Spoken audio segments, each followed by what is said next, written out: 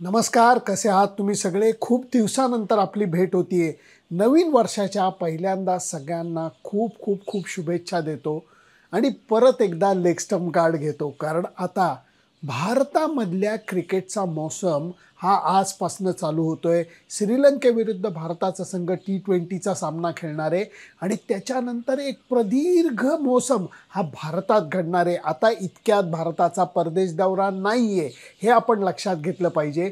आणि ह्या सगळ्यांचा जो शेवट होणार आहे तो वर्ल्ड कपमध्ये होणार आहे. त्यामुळे 23ची सुरुवात ही चांगलं होणं गरजेची आहे आणि त्या अर्थाने नवा गडी नवा राज असं चालू झालेलं दिसतंय.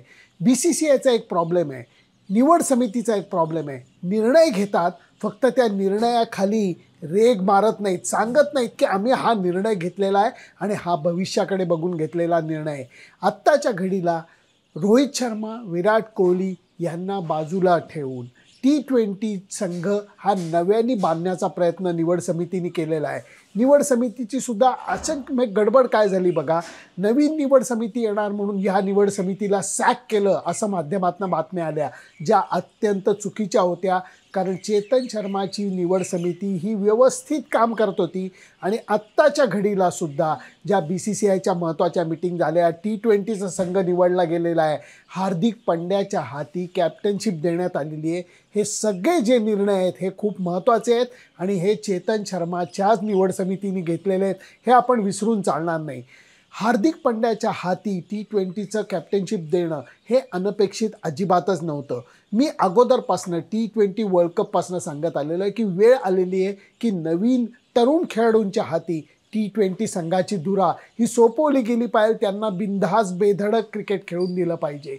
T20 वर्ल्ड कप असू दे, एशिया कप असू दे, ह्याच्यातल्या पराभवाचे चटके मी अजूनही विसरलेलो नाही आहे. बघताना जीवाला त्रास झाला. कित्येक चुका वारंवार होत होत्या आणि त्याच्यावरती उपाय शोधले गेले नाहीत किंवा उपाय केले गेले नाहीत. ह्या निवड समितीचं किंवा ह्या संघ व्यवस्थापनाची एक गोष्ट आहे, अंतर्गत चर्चा करतात, चुकांची कबुली देतात, त्याच्यावरती सुधारण्याचे प्रयत्न करतात. परंतु पत्रकार परिषद असू देत, माध्यमांशी बोलताना असू देत, ते कुठलीही चूक कबूल करत नाहीत. मला वाटतं आता या गोष्टी मागं सोडल्या पाहिजेत. काही चुका मी तुम्हाला सांगतो. पहिल्या 6 ओव्हरमध्ये आक्रमणाची भाषा बोलणं T20 क्रिकेटमध्ये अत्यंत गरजेचं असतं आणि ते जर का तुम्ही केलं नाही तर नंतरच्या बॅट्समनवरती दडपण वाढत जातं. बिनधास्त बेधडक क्रिकेट तुम्हाला खेळायला लागेल. जास्त अपयशाचा म्हणा किंवा चुकीचा फटका मारताना मी वाईट दिसलो तर या गोष्टींचा विचार करून चालणार नाही. ईशान किशननी जे द्विशतक झळकावलं वन डे क्रिकेट खेळत असताना बांगलादेशमध्ये, त्याच्यामध्ये एक छोटी आणि महत्त्वाची गोष्ट दिसून आली आणि ती म्हणजे त्यांनी दडपण जे होतं ते बॉलर्सवरती टाकण्यामध्ये त्याला यश आलं आणि नंतर जे बांगलादेशचे बॉलर्स आपल्याला एकदम भारी वाटत होते ते प्रचंड दडपणाखाली आले आणि त्यांनी खूप चुका केल्या. ईशान किशन हा T20 क्रिकेटमध्ये ओपन करणार हे आता उघड आहे आणि त्याला साथ कोण देणार हे आता बघायला लागेल.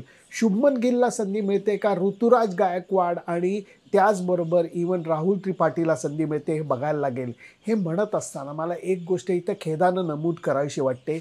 काही खेळाडूंना संघ व्यवस्थापन मनापासून भरपूर संधी देतं. उदाहरणार्थ KL राहुल, संपूर्ण सपोर्ट त्याला दिला गेलेला आहे आणि त्याच्या उलट तुम्ही ऋतुराज गायकवाड आणि त्याचबरोबर राहुल त्रिपाठीला अजून पुरेशी संधी देत नाही आहात. ही संधी तुम्ही कधी देणार? आणि हार्दिक पंड्या पहिल्या पत्रकार परिषदेमध्ये म्हणालेला आहे की आम्ही खेळाडूंना मनमोकळा खेळ करायला प्रोत्साहन देणार आहोत, त्यांच्या मागं खंबीरपणे उभं राहणार आहोत आणि त्यांना भरपूर संधी देणार आहोत. ही भरपूर संधी आता परत शुभमन गिलला मिळते का ही संधी राहुल त्रिपाठी आणि ऋतुराज गायकवाडला सुद्धा मिळते? कारण ऋतुराज गायकवाड सुद्धा अफलातून फॉर्ममध्ये आत्ता. त्याला जर का आत्ता संधी मिळाली आणि त्याला सलग 3 सामने सलग 5 सामने खेळायला मिळाले तर मला खात्री आहे तो काहीतरी धमाल कामगिरी करून दाखवेल. दुसरी महत्त्वाची गोष्ट की ह्या खेळाडूंना संधी देत असताना त्याच्यामागं उभं राहण्याची भाषा हार्दिक पंड्या करतोय, जी भाषा विराट कोहली करायचा, रोहित शर्माही करायचा. फक्त तो ह्याच्यामध्ये किती सचोटीने हे निर्णय घेतोय, किती चांगल्या खेळाडूंना भरपूर संधी देतोय हे बघणं महत्त्वाचं ठरेल. नाहीतर परत पहिले पाढे 55 होतील की त्याच खेळाडूंना तीच संधी परत परत दिली जाते. हार्दिक पंड्याला एक गोष्ट मात्र नक्की करायला लागणार आहे. हा संघ बांधणीचा जो काळ आहे हा पुढच्या वर्षीच्या 2024च्या T20 वर्ल्ड कपकडे घेऊन जाणार आहे, 50 ओव्हरच्या वर्ल्ड कपकडे नाही. भरपूर वेळ आहे त्याच्या हाती. माझी अशी खात्री आहे की आता निवड समिती BCCI हे मागे वळून पाहणार नाही.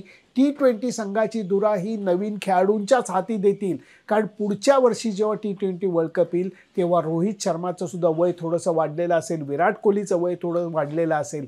मला असं वाटतं की नंतर विराट कोहली आणि रोहित शर्मा 1, 2, 3 नंबरला खेळणं हे भारतीय संघाच्या दृष्टीने तेवढं फलदायी ठरलेलं नाही आहे. हे मान्य जरी केलं नाही तरी ही गोष्ट आता उघड गुपित आहे असंच मी म्हणेन.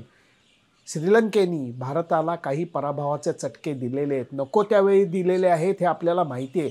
हा संघ T20 क्रिकेट अप्रतिम खेळतो असं माझं म्हणणं आहे. त्यांनी एशिया कप जिंकला तो उगाच नाही. पाकिस्तानला त्यांनी हरवलं, भारताला त्यांनी हरवलं हे विसरून चालणार नाही. भारतामध्ये जेव्हा T20चे सामने होतात तेव्हा विकेट चांगली असतात. श्रीलंकेकडे फास्ट बॉलर्स चांगले आहेत, श्रीलंकेकडे चांगले लेग स्पिनरसुद्धा आहेत आणि याच्यामध्ये हासरंगा असू देत, तीक्षणा असू देत, हे वेगळ्या प्रकारचे लेग स्पिनर आहेत. या सगळ्याचा फायदा घेऊन श्रीलंकन टीम भारताविरुद्ध खेळताना कमकुवत क्रिकेट खेळेल असं मला वाटत नाही. T20मध्ये तरी त्यांना कमकुवत अजिबात मानलं जाणार नाही. आणि मी एवढंच म्हणेन की ही जी नवीन वर्षामध्ये सुरुवात होतीये याचे जे पहिले 2-3 सामने होते, 3 सामन्यांचीच मालिका आहे, त्यामुळे पहिला सामना मुंबई पाठोपाठ 1 दिवसाच्या गॅपनंतर पुण्यामध्ये सामना होणार आहे. या 2 सामन्यांमध्ये आपल्याला भविष्याची दिशा लक्षात येणार आहे. जर हार्दिक पंड्याला बरोबर दोरी सापडली, संघ व्यवस्थापनाने त्यालासुद्धा बॅकिंग दिलं आणि ज्या चुका होत होत्या त्या मनोमन कबूल करून सुधारणेकडे वाटचाल केली तर हा संघ 24साठी घडला जाऊ शकतो. फक्त परत एकदा सांगतो, त्याच्याकरता संघाची धुरा ही आत्ता जशी यंगस्टर्सच्या हाती सोपवली गेली पाहिजे त्या निर्णयावर निवड समिती आणि BCCIनी ठाम राहिलं पाहिजे. तुमचं मत काय मला जरूर कळवा आणि त्याच्याकरता माझं फेसबुक पेज, माझं यूट्यूब चॅनल सबस्क्राईब करायला विसरू नका. नवा गडी नवा रातची सुरुवात नवीन वर्षामध्ये होतीये. बघूया आपला संघ कसा घडतो. Bye bye.